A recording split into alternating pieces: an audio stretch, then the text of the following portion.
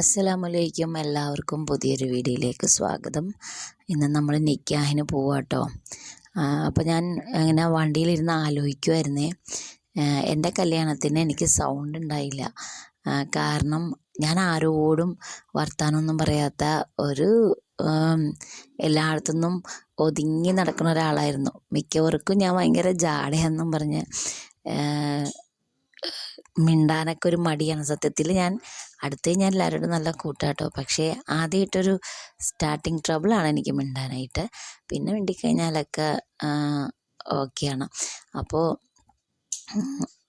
നല്ല മഴയുണ്ടായിട്ടോ വരുന്ന വഴിക്ക്. നമ്മളിപ്പോൾ അവിടെ എത്തി. ഫസ്റ്റ് തന്നെ എൻ്റെ കൊച്ചിയിലുള്ള സ്വന്തക്കാരെയൊക്കെ കണ്ടു. ഭയങ്കര സന്തോഷമായി. ഞാൻ സത്യത്തിൽ മറന്നു എന്തിനാന്ന്. ഞാൻ അവരോട് വർത്താനം പറഞ്ഞു നിൽക്കുമായിരുന്നു.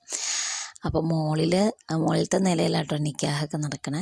അവിടെയൊക്കെ അത് നടക്കുന്നുണ്ട്. ചെറുക്കനൊക്കെ വന്ന് ബാക്കി കലാപരിപാടികളൊക്കെ അവിടെ നടക്കുന്നുണ്ട് കേട്ടോ. അപ്പോൾ ഞാൻ പറഞ്ഞത്, എൻ്റെ കല്യാണത്തിനേ അതുവരെ ഞാൻ ആരോടും മിണ്ടൂല എന്നുള്ള പരാതിയൊക്കെ ഉണ്ടായല്ലോ.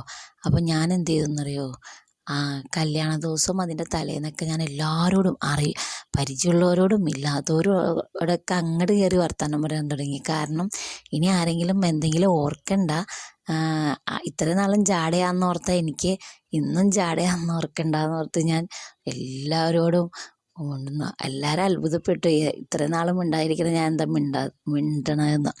അങ്ങനെ വർത്താനം പറഞ്ഞ് ലാസ്റ്റ് സൗണ്ട് ഉണ്ടായില്ല കേട്ടോ. രാത്രിയായപ്പോൾ സൗണ്ട് തീരെ തന്നെ ഉണ്ടായില്ല. മാത്രമല്ല ഓവറ് സ്ട്രെയിൻ ചെയ്തിട്ട് പനിയും തലവേദന തന്നെ പിന്നെ കൂടപ്പിറപ്പാണ് ഉണ്ടായിട്ടോ.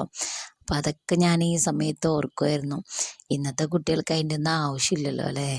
അപ്പം ഞാൻ ഓർക്കുക, നമ്മളൊക്കെ നമുക്കും അപ്പോഴും ഇത്രയൊക്കെ വയസ്സൊക്കെ ഉണ്ടായുള്ളൂ. പക്ഷെ നമുക്ക് എന്ത് പക്വതയായിരുന്നു എന്ന് ഞാൻ ആലോചിക്കുക.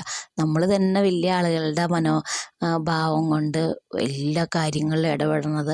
അതുപോലെ രാവിലെ തന്നെ വന്ന എൻ്റെ കുറേ സ്വന്തക്കാരൊക്കെ കൊച്ചിയിലും കൊടുങ്ങല്ലൂരൊക്കെ ആയിരുന്നു കേട്ടോ. അപ്പോൾ അവിടുന്ന് അവരൊക്കെ വന്നപ്പോൾ ഞാനാട്ടോ ഫുഡൊക്കെ വിളമ്പിയത്.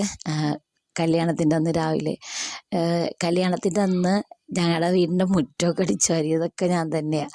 അപ്പോൾ ഞാൻ ഓർക്കുക, അല്ല അന്നത്തെ തലമുറയിലുള്ളവർക്ക് അതിൻ്റേതായ